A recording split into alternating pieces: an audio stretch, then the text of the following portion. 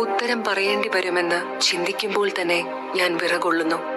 നാവിൽ ജീവനുണ്ട്, എന്നാൽ മരണവും അതിൽ തന്നെയുണ്ട്. ചില സന്ദർഭങ്ങളിൽ നാം നാവ് കൊണ്ട് കൊല്ലുന്നു. നാം തീർത്തും കൊലപാതകയായി തീരുന്നു. അത് ഇനിയും നിസ്സാരമായി കണക്കാക്കാമോ? യഥാർത്ഥത്തിൽ ഇത്തരത്തിലുള്ള മനസാക്ഷിയെ എനിക്ക് മനസ്സിലാക്കാൻ പ്രയാസമാണ്. എനിക്കൊരാളെ അറിയാം. അവളെപ്പറ്റി ചില കാര്യങ്ങൾ മറ്റൊരാൾ പറയുന്നു എന്നറിഞ്ഞപ്പോൾ അവൾ തീർത്തും രോഗിയായി തീർന്നു. വളരെ രക്തം നഷ്ടപ്പെടുകയും വളരെ കരയുകയും ചെയ്തു.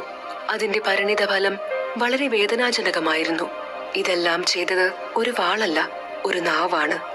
ഓ എന്റെ നിശബ്ദനായ ഈശോയെ, ഞങ്ങളുടെ മേൽ കരുണയായിരിക്കണമേ. ഞാൻ നിശബ്ദത എന്ന വിഷയത്തെ പറ്റിയാണല്ലോ പറഞ്ഞത്. എന്നാൽ ഇതല്ല ഞാൻ പറയുവാൻ ഉദ്ദേശിച്ചത്. ദൈവവുമൊത്തുള്ള ഒരാത്മാവിന്റെ ജീവിതവും കൃപയോടുള്ള ആത്മാവിന്റെ പ്രത്യുത്തരവുമാണ്. ഒരാത്മാവിനെ വിശുദ്ധീകരിച്ച് കർത്താവ് അതുമായി ഗാഢബന്ധത്തിലാകുമ്പോൾ തന്റെ സകല ആന്തരികമായ കഴിവുകളും ഉപയോഗിച്ച് അത് ദൈവത്തെ പ്രാപിക്കാൻ ശ്രമിക്കും. എങ്കിലും അതിന് സ്വയമേ ഒന്നും ചെയ്യാൻ സാധ്യമല്ല. ദൈവം തന്നെ എല്ലാം ക്രമീകരിക്കുന്നു.